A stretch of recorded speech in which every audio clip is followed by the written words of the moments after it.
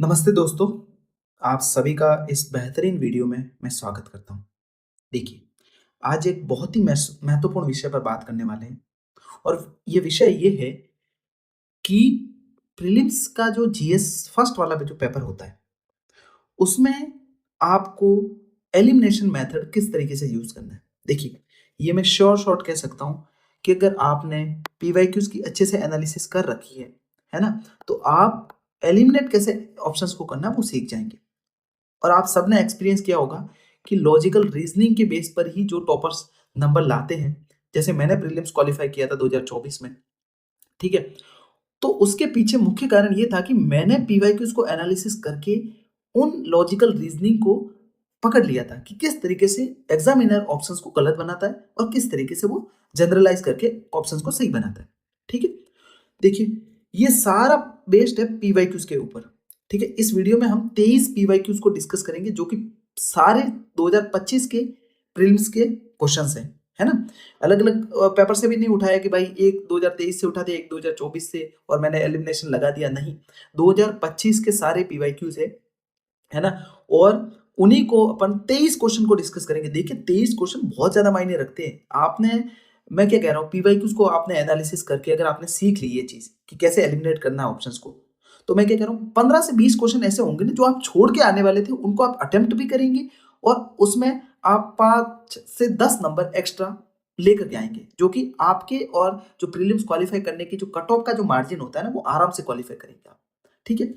पूरे पीवाईक्यूज़ जो अभी अपन डिस्कस करेंगे वो प्रीलिम्स 2025 के पेपर से उठाए, ठीक है? और एक बहुत ध्यान रखने वाली बात है, ये सारी ट्रिक्स नहीं है, ये सारे पीवाईक्यूज़ के को बेस बना करके आपने सीखा है। इसको आपको पूरा रटना नहीं है ना, सीखना है इसको, ना इसको याद रखना है। आप क्या कीजिए सिंपल से यहाँ से जो मैं डिस्कस करवाऊँगा, उनको ऑब्जर्व कीजिए कि किस तरीके से एलिमिनेट कर सकते हैं अपन, ठीक है?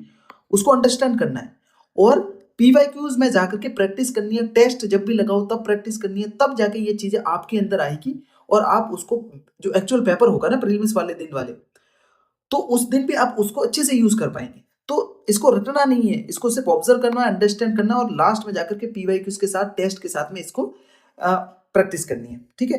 ये कोई रामबाण नहीं है, ठीक है? बल्कि पीवाईक्यूज़ को एनालिसिस करके उसको बेस बना करके अपन ने ये सारी चीज़ें तैयार करी है, ठीक है? अब स्टार्ट करते हैं आज की क्लास, ठीक है? देखिए, पहला क्वेश्चन क्या था? पहला क्वेश्चन था कि निम्नलिखित वाहनों के प्रकार पर विचार कीजिए, ठीक है? पहला है पूर्ण बैटरी विद्युत वाहन, ठीक है? हाइड्रोजन ईंधन सेल वाहन, ईंधन सेल विद्युत हाइब्रिड वाहन। अब इसमें से आपको बताना है कि कितने वैकल्पिक पावर ट्रेन वाहन है, मतलब कि अब इसमें जो पेट्रोल या फिर जो डीजल होते हैं, इसके अलावा जो मतलब ग्रीन हाउस गैसेस को रिलीज नहीं करते, वो वाली सारे ईंधन यूज में लेंगे, जैसे कि नवीकरणीय ईंधन, हाइड्रोजन हो गया, ठीक है, इलेक्ट्रिक वाहन हो गए, ये सारे चीजें यूज में होगी। अब आप बताइए, अब इसमें आपको यूज करना है कि देखिए इसको एलिमिनेट कैसे करेंगे, नो यूज कीजिए कि अगर इसमें से कितने ऐसे वाहन होंगे जो पावर ट्रेन वाहन नहीं माने जा सकते। पूर्ण बैटरी विद्युत वाहन, देखिए बैटरी पे चल रहा है मतलब इलेक्ट्रिक हो सकता है, सही है। हाइड्रोजन ईंधन सेल वाहन, ठीक है। इसके लिए आपको ये टर्मिनोलॉजी थोड़ी सी ध्यान रखनी पड़ेगी कि इसको आपका इसके इसके बारे में अगर आपको थोड़ा सा पता है तो आप तीनों एलिमिनेट कर पाएंगे, ठीक है। नो यूज कीजिए, अगर इसमें यूज नहीं होगा, ठीक है, भाई बैटरी यूज नहीं होगी तो क्या पावर ट्रेन वाहन रहेगी? नहीं रहेगी, ऑब्वियसली। हाइड्रोजन यूज हो रहा है, ईंधन सेल यूज हो रहा है, हाइब्रिड वाहन है, ठीक है। जो कि जो परंपरागत जो ईंधन है ना, पेट्रोल और डीजल, इसके अलावा जितने भी वाहन होंगे ना वो सब होंगे वैकल्पिक पावर ट्रेन वाहन। ये थोड़ा सा ट्रिकी था, मैं मानता हूं। अगला क्वेश्चन अपन अच्छे से डिस्कस करते हैं, ठीक है। देखिए, मानव रहित वायु वाहनों, यानी जो एरियल व्हीकल्स होते हैं जिसमें मानव नहीं होता है ना, उसको ड्राइव करने के लिए मानव नहीं होगा, तो उसके संदर्भ में आपको निम्नलिखित कथनों पर विचार करना है। पहला क्या है कि सभी प्रकार के यूएई जो ऊर्ध्वाधर अवतरण लैंडिंग कर सकते हैं, ठीक है। सभी प्रकार के यूएवी जो होते हैं वो स्वतः मंडरा सकते हैं और सभी प्रकार के यूएई शक्ति पूर्ति के स्रोत के रूप में केवल बैटरी का प्रयोग कर सकते हैं, ठीक है। अब देखिए एक्सट्रीम शब्दों पे जाना है कि सभी, क्या सभी कर सकते हैं? अगर उसमें से एक भी ऐसा वाहन हुआ जो मतलब ये हॉरिजॉन्टल की जगह वर्टिकल वर्टिकल की जगह हॉरिजॉन्टल लैंडिंग कर दी उसने, तो ये गलत हो जाएगा। ठीक है? अगर एक भी वाहन ऐसा हुआ जो नहीं मंडरा सकता हेलीकॉप्टर की तरह, तो वो गलत हो जाएगा, है ना? और केवल बैटरी की जगह अगर कोई सा भी इंजन हो गया जिसको यूज में ले लिया इन यूएवी वाहनों में, तो ये गलत हो जाएगा। मतलब एक्सट्रीम कंडीशन है, अगर एक भी कंडीशन इसके फेवर में नहीं हुई तब ये सारे ऑप्शंस गलत हो जाएंगे। और यूपीएससी कभी भी ऐसा ऑप्शन नहीं बनाएगा जो कि इन फ्यूचर गलत हो जाए। ठीक है? तो ये सारे तीनों एक्सट्रीम वर्ड्स को दिखा रहे, तो ऑब्वियसली इसमें से कोई भी नहीं होगा, है ना? आगे बढ़ते हैं। इन सबको नोट्स बना लेना, आराम से समझना, उनको पीवाईक्यूज के साथ में आपको डिस्कस करना पड़ेगा। ठीक है? खुद के साथ में प्रैक्टिस करनी पड़ेगी आपको। देखिए, विद्युत वाहन बैटरियों के संदर्भ में निम्नलिखित कथनों पर विचार कीजिए। ठीक है? कोबाल्ट, ग्रेफाइट, लिथियम और निकेल। अब इनमें से कितनों का प्रयोग कैथोड बनाने के लिए उपयुक्त होता है? ठीक है? आपको पता है, देखिए, अब इसमें थोड़ा बहुत ऑड वन आउट निकलता है। ऑड वन आउट मतलब आपको नॉलेज होगा कि जो ग्रेफाइट है ना, ये अधात्विक है और बाकी सारे धात्विक है। समझ रहे हो? अब धात्विक जो जो तत्व होता है ना, उससे कैथोड बनता है। ठीक है? और अधात्विक से एनोड।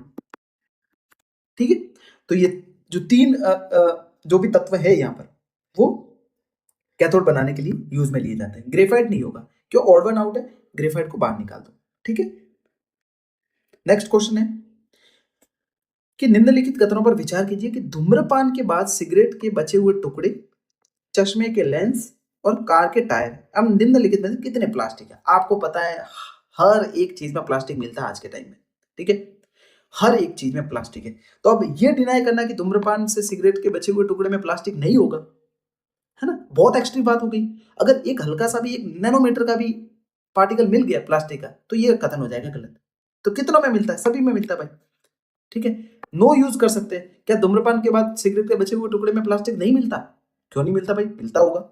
चश्मे के लेंस में नहीं मिलता होगा? क्यों नहीं मिलेगा? इतने सारे मेटल मिलके, सारी चीजें मिलके बना होगा, तो कहीं न कहीं तो प्लास्टिक का यूज हो ही गया होगा। समझ रहे हो? ठीक है? नेक्स्ट क्वेश्चन देखते हैं। देखिए, ऐसी अपेक्षा है कि Majorana one chip quantum computing को सुकर बनाएगी, मतलब सरल बनाएगी उसको। Majorana one chip Amazon web services AWS द्वारा आरंभ किया गया डीप लर्निंग मशीन लर्निंग का एक समूह है। अब देखिए, मैं मानता हूं कि आपको इससे रिलेटेड कुछ भी नहीं आता, ये टर्मिनोलॉजी क्या है कुछ भी नहीं पता आपको, लेकिन आपको पता है कि यूपीएससी जो मिनिस्ट्रीज होती है, ठीक है, उसके नाम में कोई ऑर्गेनाइजेशन है, उसके नाम में हेरफेर करती है। ठीक है? अब Majorana one chip Amazon web services AWS के द्वारा आरंभ किया गया, तो यहाँ पे हेरफेर कर सकती है, यहाँ पे कोई और कंपनी हो सकती है जो ये बनाती होगी। ठीक है? तो आपको इसको प्रथम दृष्टया क्या करना है? गलत मान के चलना है। ठीक है? अगर दो का एलिमिनेट कर देंगे तो ए बी और डी एलिमिनेट हो जाएंगे, और इसमें से सही आंसर क्या होगा? बचा हुआ सी, और यही सही आंसर है। ठीक है ना? अब आपको ये नहीं समझना है कि इसके पीछे क्या है, अमेजॉन वेब सर्विसेज क्या काम करती है, कुछ भी नहीं समझना। आपको सिर्फ और सिर्फ ये ट्रिक, ये जो रीजनिंग है, ये जो लॉजिकल रीजनिंग आपको 20 से 25 क्वेश्चन में लगानी है, और मैं मतलब गारंटी दे सकता हूं कि प्लस 10 नंबर आप रहने वाले हैं रियल एग्जाम में भी। ठीक है? नेक्स्ट क्वेश्चन देखते हैं। महासागरीय जल में कोई भी विषाणु जीवित नहीं बच सकता। कोई भी विषाणु जीवाणुओं से संक्रमण में नहीं आ सकता। कोई भी विषाणु परपोषी कोशिका में कोशिकीय अनुलेखनात्मक सक्रिया को परिवर्तित नहीं कर सकता। अब देखिए, अब बिल्कुल एक्सट्रीम है। मैं क्या कह रहा हूं, अगर कोई एक विषाणु भी जीवित बच गया ना महासागर के जल में, तो ये स्टेटमेंट गलत हो जाएगी। और ऐसा क्यों नहीं है यार, विषाणु महासागरीय जलों में बहुत पनपते, बहुत सारी प्रजातियां। ठीक है? तो ये तीनों ही गलत है। बताया कि किसी का कुछ हो ही नहीं सकता भाई। कितने सही है? एक भी सही नहीं है, डी। मार के चलो। मैं क्या कर रहा हूं, आप रियल एग्जाम में ये सारी चीजें अगर अप्लाई कर लिए ना, उससे पहले अगर पीवाईक्यूज के साथ में डिस्कस कर लिए, प्रैक्टिस कर लिए, टेस्ट में प्रैक्टिस कर लिया, रियल एग्जाम में प्लस 10 नंबर मान के चलो आप। ठीक है? आएंगे ही आएंगे, मैं बता रहा हूं। ठीक है? नेक्स्ट क्वेश्चन क्या था कि जो 28वां जो यूएनएफसीसी का जो कॉप मीटिंग हुई थी, उसमें भारत ने जलवायु और स्वास्थ्य विषय घोषणा पर हस्ताक्षर नहीं किया। ठीक है? ये हो गया एक्सट्रीम एकदम, मान के चलो कि गलत है। ठीक है? ये हो भी सकता है कि सही हो सकता है, लेकिन दूसरे स्टेटमेंट पे ध्यान है। COP28 में जलवायु और स्वास्थ्य विषय घोषणा एक बाध्यकारी घोषणा है और इस पर हस्ताक्षर कर देने से स्वास्थ्य सेक्टर का विकार्बनीकरण एक मतलब अनिवार्यता हो जाएगी। ठीक है, अब बाध्यकारी घोषणा बाध्यकारिता को अपन ने मतलब क्या कर दिया कि नोट कर दिया। ठीक है, तीसरी स्टेटमेंट थी कि यदि भारत के स्वास्थ्य सेक्टर का विकार्बनीकरण किया जाए तो इसकी स्वास्थ्य देखभाल प्रणाली के लचीलेपन पर संकट आ सकता है।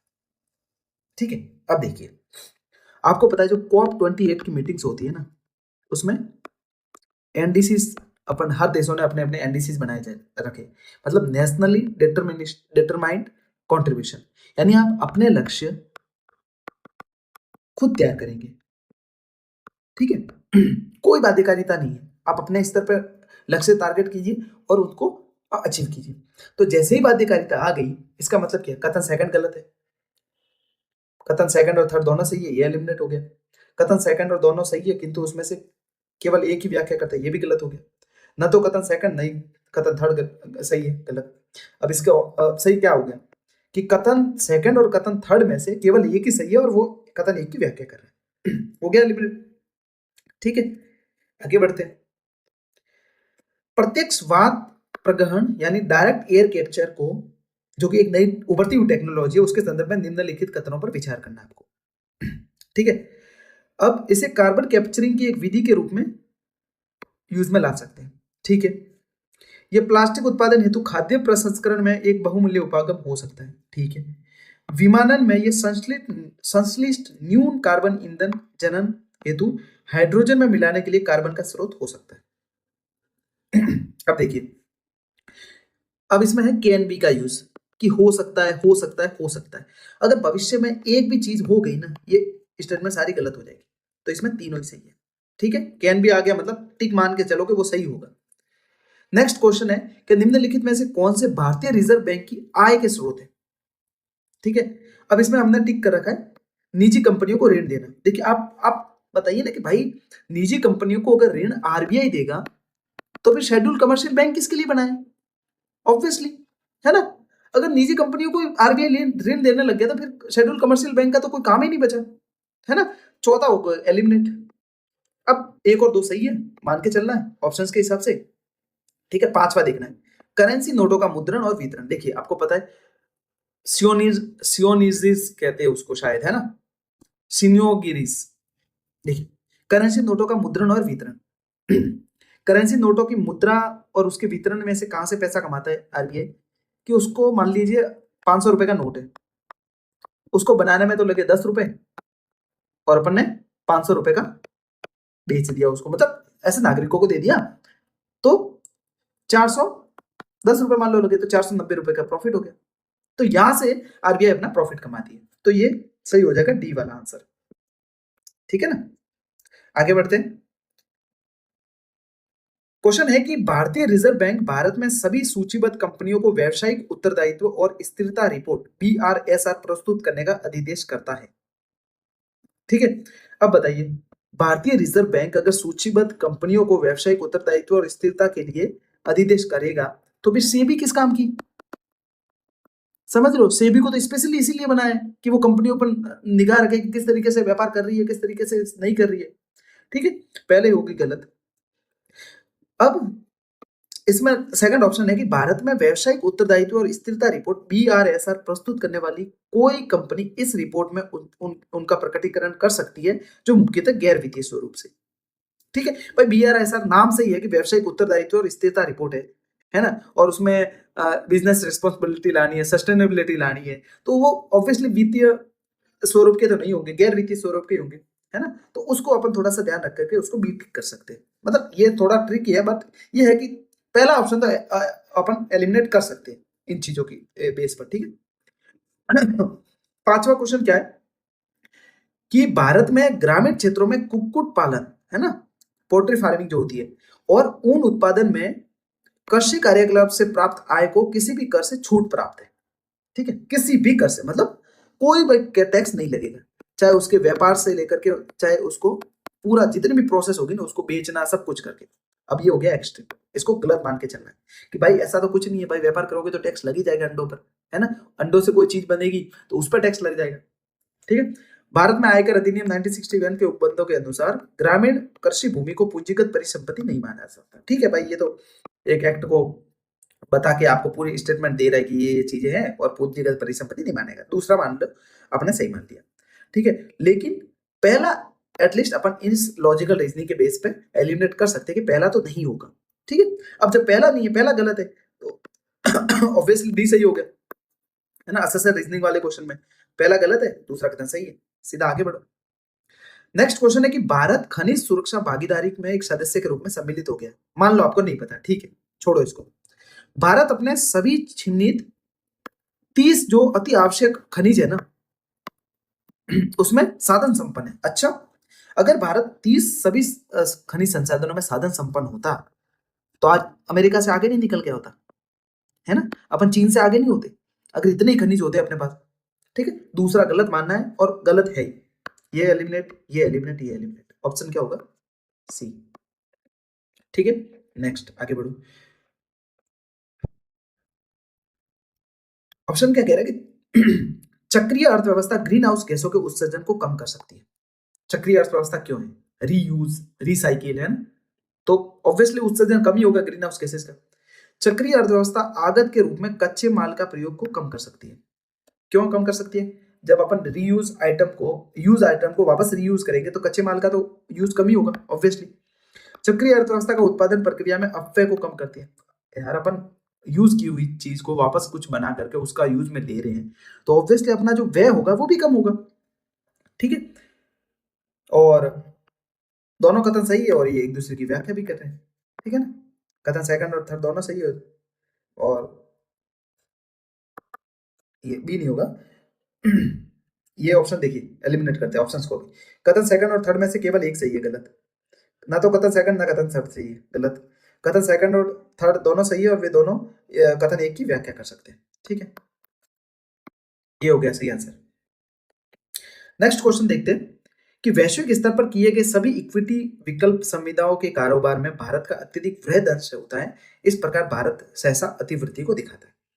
हाल ही में भारत का स्टॉक बाजार इतना तेजी से बढ़ गया कि वो हांगकांग को भी पीछे छोड़ दिया। ठीक है, मान लीजिए इन दोनों के बारे में आपको कुछ भी नहीं पता, है ना, आपको कुछ भी नहीं आता।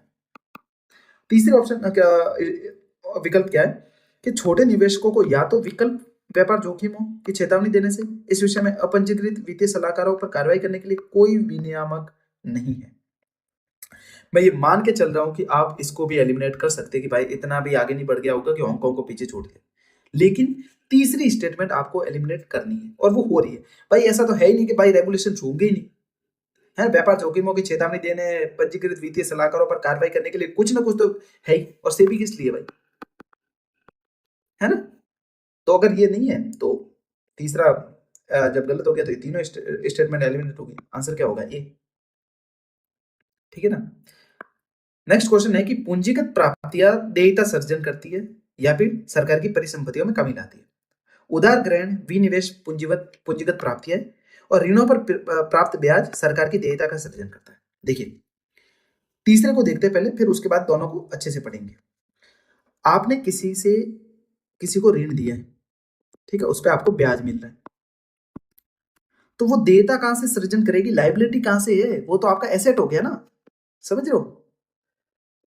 अगर आपने किसी को ऋण दिया, आपको प्रॉपर टाइम टू टाइम ब्याज मिल रहा है, तो वो तो एसेट हो गया आपका, लाइबिलिटी कहां से होगी? तो तीसरा तो ऑब्वियसली गलत है ना। तीसरा गलत, ये गलत, ये गलत, ये गलत, ये आ गया सही।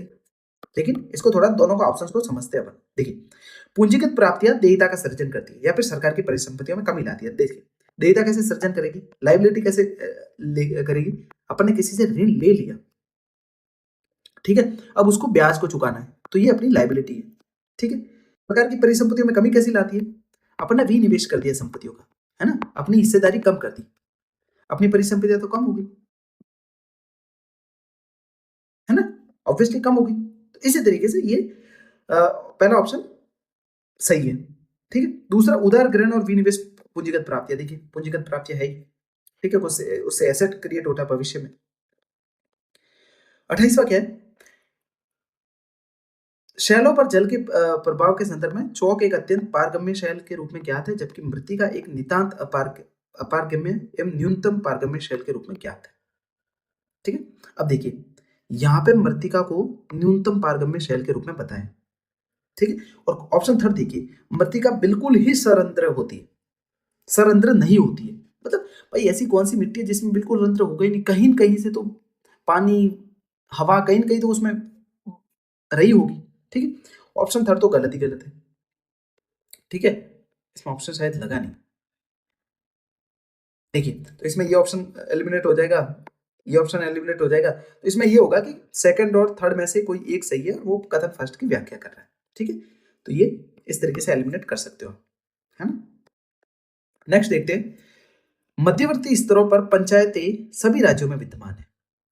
मध्यवर्ती स्तर पर किसी पंचायत के सदस्य होने के लिए आपको 30 वर्ष की आयु प्राप्त होनी चाहिए, और किसी भी राज्य का मुख्यमंत्री है ना, वो फिर जो ये मध्यवर्ती स्तर की जो पंचायतें हैं उनके लिए एक वित्त आयोग का गठन करने की सिफारिश कर सकता है। इसमें से कितने सही नहीं है ये भी देखना है आपको, कौन सा सही पूछा है सही नहीं पूछा है ना। देखिए, पहले तो एक्सट्रीम वर्ड्स को पकड़ो, सभी राज्यों में विद्यमान है। देखिए, एक इसका एक जनसंख्या का आधार होता है कि अराउंड 20 लाख से कम की जनसंख्या है, ऐसा ही कुछ है। तो उसमें मध्यवर्ती जो स्तर की जो पंचायत है उसको नहीं भी स्टेब्लिश करे तो भी चल जाता है, और बहुत सारे राज्य ऐसे भी है जिसमें ये मध्यवर्ती स्तर की पंचायतें नहीं है। ठीक है ना, तो ये तो हो गया गलत, आपको पता होगा तो भी, नहीं तो सभी से आप काट सकते हैं। अब देखिए, आपको लोकसभा का मेंबर बनने के लिए 25 वर्ष की आयु चाहिए। ठीक है, और यहाँ पर मध्यवर्ती स्तर के लिए 30 वर्ष मांग रहे हैं, गलत कैसे हो सकता है। और जितना भी वित्त आयोग का गठन होता है ना, जो भी आयोग का गठन होता है वो केंद्र स्तर पर राष्ट्रपति के सिफारिश के बेस पे होता है, और राज्य पे राज्यपाल के बेस पे, मुख्यमंत्री का कोई रोल ही नहीं है। ठीक है ना, तो ये भी हो गया गलत, सही नहीं है। कितने सही नहीं है, तीनों ही सही नहीं है। ठीक है, सी हो गया। नेक्स्ट बढ़ते, देखिए कुछ आते ही टिक मार दो कि दोनों ही सही है भाई, और व्याख्या भी कर रहे हैं। ठीक है, सिंपल सी बात है, तो देखना ही नहीं है। मैं तो क्या कर रहा हूँ, सवाल कोई मत पढ़ो, कुछ आया साइंस से रिलेटेड है, एनवायरमेंट से रिलेटेड है, टिक मार दो कि सही है। ठीक है, अब देख लेते हैं भाई, कुछ दुर्लभ मृदा तत्व सपाट टेलीविजन स्क्रीन और कंप्यूटर स्क्रीन का निर्माण करने के लिए प्रयुक्त होते हैं। ठीक है, और कुछ दुर्लभ मृदा तत्वों में स्फुरदीप्त गुणधर्म होते हैं, और इसी की वजह से स्क्रीन बन पाती है। ठीक है, और कुछ की वजह से अपने तो एलिमिनेट कर ही लिया। नेक्स्ट क्वेश्चन था कि अंतरराष्ट्रीय पुनर्निर्माण और विकास बैंक, आईबीआरडी है ना, वर्ल्ड बैंक का एक पार्ट है, और इसी को वर्ल्ड बैंक भी कहते हैं मोस्टली। निम्नलिखित कथनों पर विचार कीजिए। अब ऑप्शन ये कि ये मध्यम आय वाले देशों को ऋण और गारंटी प्रदान करता है। ठीक है भाई, ये गरीबी कम करने के लिए विकासशील देशों की सहायता के लिए अकेले ही कार्य कर रहा है। ठीक है, इसकी स्थापना द्वितीय विश्व युद्ध के उपरांत यूरोप के पुनर्निर्माण में सहायता के लिए हुई थी। अब देखिए, एलिमिनेट क्या करना है, अकेले ही कार्य, सिंगल हैंडेडली ये सारा काम संभाल लेता है भाई, किसी की कोई जरूरत ही नहीं पड़ती। कैसे नहीं हो सकती है भाई, कभी ना कभी तो किसी संस्था का यूज करोगे, उसका उपयोग करोगे। एशिया में डेवलपमेंट करना है, किसी एशिया का लोकल जो क्षेत्रीय बैंक है उसका सहयोग ले लिया, दूसरा एलिमिनेट कर दो। ठीक है, क्या होगा सही आंसर, सी। आगे बढ़ो दोस्तों। देखिए, सवाल क्या था कि लोकसभा का विघटन होने पर विघटन के पश्चात होने वाले लोकसभा के पहले अधिवेशन के ठीक पहले अध्यक्ष अपने पद को रिक्त नहीं करेगा, तब तक रिक्त नहीं करेगा जब तक कि वापस जो लोकसभा होगी उसके अधिवेशन के लिए अध्यक्ष का चुनाव नहीं होता तब तक। ठीक है, विघटन से पहले तक। ठीक है, सही बात है, ये आपने पढ़ा भी होगा पॉलिटी में। अब जहां पे भी आए ना कि भाई भारतीय संविधान के अनुसार, भारतीय संविधान में ये लिखा गया है, उसको गलत ही मानो भाई। संविधान में कितनी चीजों को लिखोगे, संविधान में सब कुछ लिमिटेड दे रखा है, उसके बाद में विधियां बना करके सारे प्रोविजंस करते हैं। तो जैसे दूसरा गलत है, सी आंसर सही है। ठीक है, संविधान आ गया उसको हटाओ, समझ रहे हो। 89वां सवाल क्या था कि भारत में राज्य सरकार के पास गौण खनिजों के निष्कर्षण के बारे में रियायत देने के लिए, नियम बनाने के लिए कोई भी शक्ति नहीं है। भाई गौण खनिज क्यों बनवाए, गौण खनिजों को क्यों डिनोट किया जाता है, डिनोट क्यों किया जाता है, क्योंकि कुछ राज्य सरकार को भी पावर्स का हस्तांतरण दे दिया जाए। ठीक है, केंद्र सरकार कितने जो मुख्य खनिज है उनको देख पाएगी, गौण खनिजों को राज्य सरकार को दे दो। ठीक है, अब कोई भी शक्ति नहीं, ऐसा कैसे हो सकता है, कुछ ना कुछ तो पावर्स देते ही है राज्यों को भी कि गौण खनिजों पे आपका इतना पावर है। ठीक है, पहला गलत है, जैसे ही पहला गलत दूसरा सही है। ठीक है, दूसरा देखना भी नहीं है।